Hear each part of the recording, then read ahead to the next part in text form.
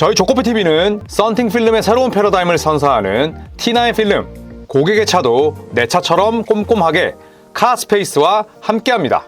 네, 반갑습니다. 조코피TV 조현일입니다. 자, 오늘은 조나단 쿠민가에 대해서 이야기를 해볼까 합니다. 자, 쿠민가 하면 뭐 항상 미완의 대기, 무언가 2% 부족한 선수, 에고는 강한데 성장 속도가 아쉬운 선수, 뭐 이런 이야기들이 많이 붙는데, 프리시즌을 치르고 있는 현재 저는 골든스테이트 워리어스에서 가장 많이 달라진 선수를 꼽자면 쿠민가 이름을 거론할 수밖에 없을 것 같습니다. 자, 그 가운데 쿠민가의 3점이 완전히 뭐 천지개벽입니다. 일치월장했는데 일단 이번 시즌 시범 경기 기록을 살펴보면 4경기 치르면서 22.3분 뛰었고요. 그리고 13.5득점. 그러니까 출전 시간 대비 뭐 득점 볼륨도 괜찮죠. 여기다가 필드골이 50%고 3점이 무려 55.6%입니다. 평균 2.5개를 넣었으니 4경기에서 3점 10개 집어넣은 거죠. 자, 그리고 시도 개수도 4.5개입니다. 쿠민가가 NBA 통산 3시즌을 뛰면서 211게임의 모습을 드러냈어요. 웬만해서는 뭐 부상을 입지 않았죠. 연평균 뭐 70경기를 뛴 셈이니까. 자, 그런데 가장 큰 약점은 역시나 뭐 3점이라 볼 수가 있습니다. 자, 2년차 때 3점이 37%까지 오르긴 했지만 통산 3점 성공 개수는 0.7개였고요. 그리고 2년차 때 0.8개로 살짝 올랐는데 지난 시즌은 0.8개보다 더 적은 0.7개의 3점, 여기에 3점이 성공률 자체는 커리어 로우였어요. 32.1%. 정리하자면 3점이 평균 0.7개를 34.1%로 넣었던 선수입니다. 딱히 3점에 재능이 없는 선수라고 볼 수가 있는 거죠. 자, 하지만 쿠민가가 드래먼드 그린과 함께 뛰기 위해서는 반드시 3점 라인 바깥에서 존재감을 보여줘야 됩니다. 그래서 항상 쿠민가에게 요구되는 점은 뭐 어택더림도 괜찮은데 일단 수비 리바운드 잘 잡아야 되고 템포 푸시에서 본인이 직접 1대1로 가져가는 그 과정을 좀 더 유리하게 만들어야 되고 결국에는 쿠민가가 3번 포지션에서 뛰기 위해서는 3점을 늘려야 된다는 게 공통된 의견이었어요. 자, 그런데 쿠민가가 올여름 완전히 다른 선수가 돼서 나타났습니다. 자, 이번 시범 경기를 치르고 있는 현재 골든스테이트의 가장 무서운 점은 3점입니다. 팀 3점이 나오죠. 40.5%예요. 필드골은 44.7% 아쉬운 점이 있지만 골든스테이트 하면 3점 하면 골든스테이트잖아요. 40.5%.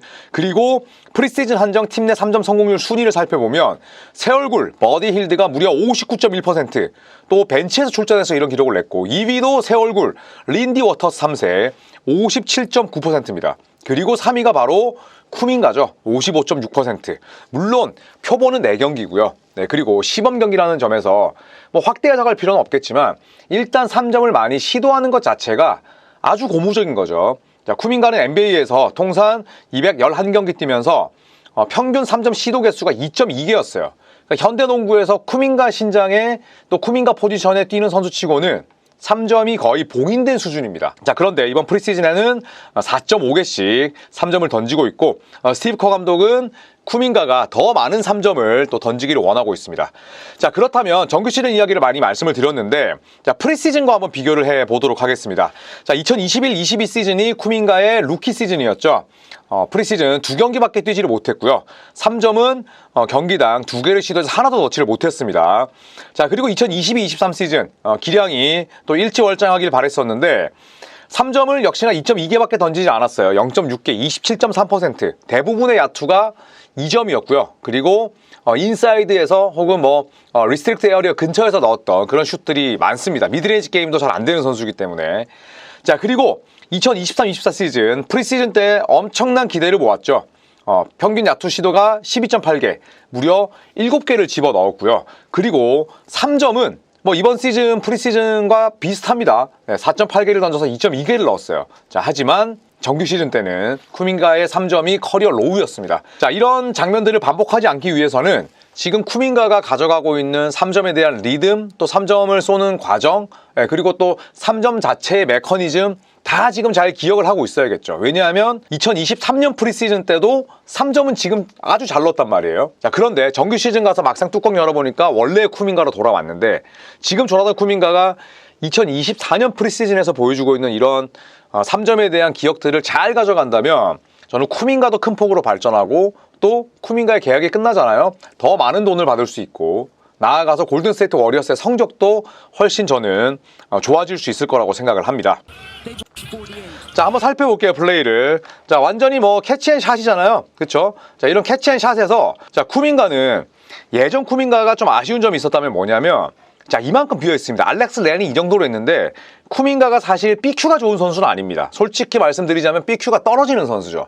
이렇게 비어있는데 옛날에 그냥 림으로 꼬라박는 경우가 허다했습니다. 예, 그런데 왜냐? 내가 3점에 대한 자신이 없어서 첫 번째. 두 번째, 내 운동 능력에 대한 과신. 자, 이런 부분들 때문에 이토록 비어있는데도 슛을 안 쏘거나 뭐 이상한 페이크 쓰는 경우들이 많았어요. 자, 하지만 이번 프리시즌에서는 아주 깔끔합니다. 여기서 그냥 쏴버리죠. 자신이 있는 거죠. 본인 슛에 대해서. 자, 그리고 드래먼드 그린 템포 푸시하죠. 여기서도 옛날 같았으면 페이크 쓰고 오른쪽 베이스라인 가거나 뭐 오른쪽 가다가 뭐 렉스로 해가지고 체인지 오브 디렉션 하고 방향 바꾸고 주접을 깠을 텐데 지금도 사보니스가 적극적으로 견제 안 하죠.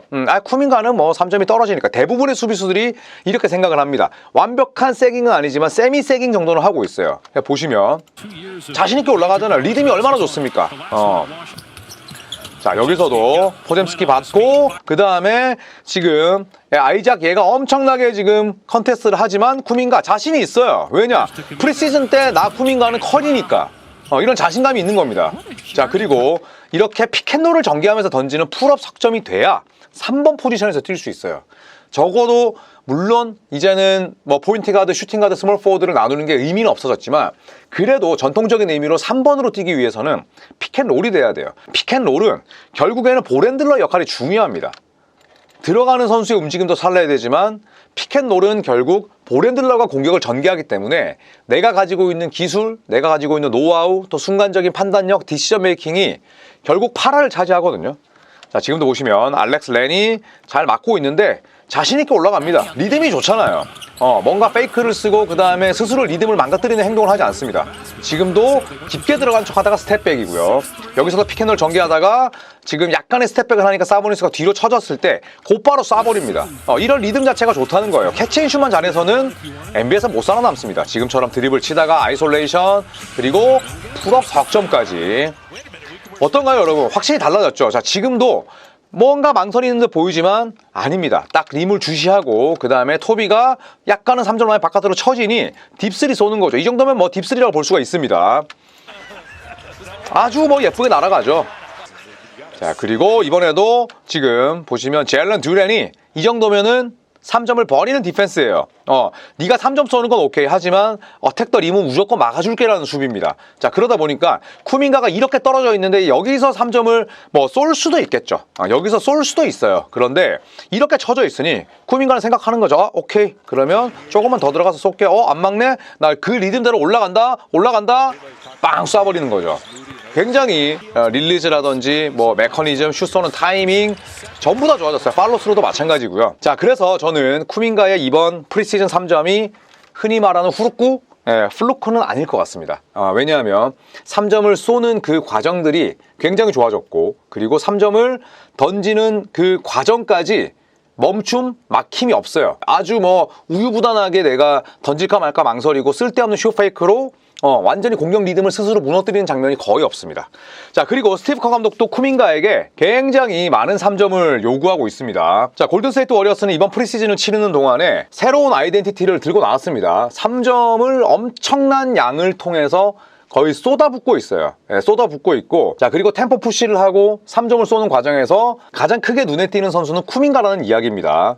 자, 쿠민가는 원래 어택 더 림, 그러니까 림을 공략하는 능력은 아주 훌륭했습니다. 하지만 뭐 스티브 커 감독이 이야기를 했듯이 쿠민가는 반드시 3점 라인 바깥에서 더 많은 기량 발전이 있어야 된다라고 늘 강조를 해왔고 지금 프리시즌을 치르는 쿠민가를 보면서 이 스티브 커 감독이 굉장히 만족하고 있다는 후문이죠. 자, 그리고 쿠민가와 스티브 커 감독이 지난 시즌 말미에 이런 얘기를 했다고 합니다. 결국 네가 갖춰야 될 덕목은 3점이다. 3점이고 항상 자신감 있게 3점을 쏘는 게, 슛을 쏘는 게 중요하다는 얘기를 했다고 합니다. 그리고 쿠민가는 지난 시즌 말미에 스티브 커 감독이 했던 그 이야기를 자양분 삼아서 완벽한 슈터로 지금 거듭나고 있는 거죠. 만약에 쿠민가가 저는 3번 포지션에서 뛸 수 있다면 스티브 커 감독과 골든스테이트 워리어스의 고민이 훨씬 줄어들 수 있다고 봐요. 자, 위긴스도 물론 있죠. 그리고 위긴스, 디그린, 그 다음에 쿠민가 이 세 명을 동시에 플로어에 그것도 주전으로 투입하기는 쉽지 않습니다. 디그린도 이제 나이를 먹었고 198cm의 작은 키로 5번 맞기 어렵습니다. 그리고 위긴스와 쿠민가 지난 시즌에 서로 페어링은 잘 됐지만 쿠민가의 3점이 사실 제자리에 머물러 있다면 쿠민가와 위긴스는 웬만하면 공존하기가 어려워요. 이거는 스티브 커 감독이 원하는 그런 스페이싱과는 굉장히 거리가 멉니다. 자, 그렇기 때문에 쿠민가의 3점이 결국에 관건이었는데 일단 디그리는 쿠민가에게 힘을 실어줬어요. 나는 조나단 쿠민가가 3번이라고 생각한다.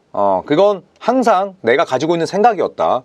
그리고 내 느낌, 내 생각에는 변화가 없을 거다. 쿠민가는 3번이다.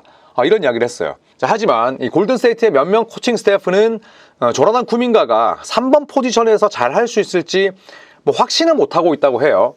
주전 3번으로 쿠민가를 내보냈을 때 과연 괜찮을까? 확신을 못하고 의구심을 가지고 있다고 합니다. 그러니까 결국에는 드레먼드 그린이 주전 4번으로 나섰을 때 쿠민가가 가져갈 수 있는 역할은 주전 3번인데 이 코치진들은 과연 쿠민가가 3번 포지션에서 이 선수들과 함께 잘 어우러지면서 편안함을 느낄까? 그러지는 못하지 않을까라는 의구심을 갖고 있다는 거죠. 하지만 그 의구심은 생길 수 있습니다. 다만 그 의구심을 어떤 식으로든 해결하고 그리고 그 의구심을 없애는 건 이제 또 감독 코치의 몫인 거죠. 제가 봤을 때 쿠민가는 정말 이번 여름에 많은 노력을 한 것 같아요. 그리고 그 결실이 프리시즌이지만 4경기라면 저는 단순히 우연이다, 플루크다라고 치부할 수는 없을 것 같습니다. 자, 그리고 조나단 쿠민가는 2024-25 시즌이 끝나면 루키 스케일, 루키 계약도 마무리가 됩니다. 그리고 골든스테이트 워리어스로부터 지금 뚜렷한 연장 계약 제의를 받지 못하고 있는데 가장 큰 이유는 서로 간의 금액에 대한 간극이 크기 때문이에요. 쿠민가는 200밀 이상을 원하고 있고, 왜냐하면 드래프트 동기들이 받은 금액이 있잖아요. 반면에 골든스테이트 워리어스는 어린 반프로치도 없다. 지금 이런 입장이기 때문에 사실은 연장 계약을 끝까지 받지 못할 가능성도 있습니다. 자, 하지만 비제한 자유계약 선수가 아니라 제한적 자유계약 선수로 풀리기 때문에 워리어스 입장에서는 다른 팀이 쿠민가에게 던지는 그 오퍼 금액에 매치만 하면 되거든요. 물론 그렇게 됐을 때 쿠민가가 빈정이 상할 수는 있지만 금액 차이가 크기 때문에 사실 간격을 좁히기는 쉽지는 않을 것 같아요. 자, 하지만 확실한 건 이제 4년 차잖아요. 4년차 선수에게 또 연장 계약 제시를 받지 못한 베테랑으로 접어드는 이 쿠민가 같은 연차 선수들에게는 4년차가 가장 중요합니다.